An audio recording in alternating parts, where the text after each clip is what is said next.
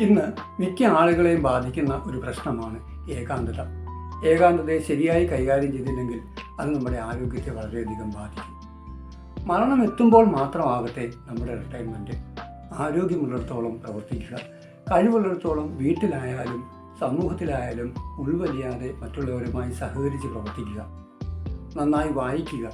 വായനയ്ക്ക് അതിൻ്റേതായൊരു സുഖമുണ്ട്. അതുമാത്രമല്ല, വായന നമ്മുടെ ഭാവനയെ വളർത്തുകയും ചെയ്യും. സോഷ്യൽ മീഡിയയിൽ അധികം സമയം ചെലവഴിക്കാതിരിക്കുക. കാരണം മനുഷ്യ മനസ്സിൻ്റെ സ്വഭാവം എന്ന് പറയുന്നത് വൈകാരികത നിറഞ്ഞതാണ്. അതൊരിക്കലും ഹൈടെക് അല്ല. അതുകൊണ്ട് തന്നെ സോഷ്യൽ മീഡിയ പ്രവർത്തനങ്ങളോട് നമ്മുടെ മനസ്സ് പൊരുത്തപ്പെടുകയില്ല. അത് വളരെയധികം സ്ട്രെസ്സ് നമുക്ക് നൽകുകയും ചെയ്യും. നിരവധി സംഘടനകളും സോഷ്യൽ ആക്ടിവിറ്റികളും ഒക്കെ ഇന്ന് നമ്മുടെ സമൂഹത്തിലുണ്ട്. നമുക്ക് പറ്റിയവ, നമുക്ക് ഇണങ്ങിയവ കണ്ടെത്തി അവയിൽ ഭാഗഭാഗിത്വം വഹിക്കുക. ഇവയിലൂടെ നിങ്ങളെ തന്നെ ബിസിയാക്കാൻ നിങ്ങൾക്ക് സാധിക്കും.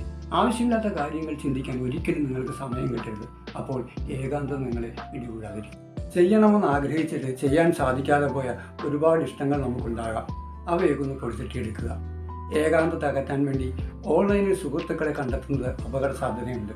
അതുകൊണ്ട് ഓൺലൈനിലുള്ള സൗഹൃദ ബന്ധങ്ങളെ ഒഴിവാക്കിയിട്ട് നേരിട്ട് വ്യക്തികളുമായി സംവദിക്കുകയും നമുക്ക് പറ്റിയ നമുക്കിണങ്ങിയ ആൾക്കാരെ സുഹൃത്തുക്കളാക്കുകയും ചെയ്യുക. വളർത്തുമൃഗങ്ങളെ വളർത്തുന്നതും അവയെ പരിപാലിക്കുന്നതും ഏകാന്തത അകറ്റാൻ നമ്മളെ സഹായിക്കും.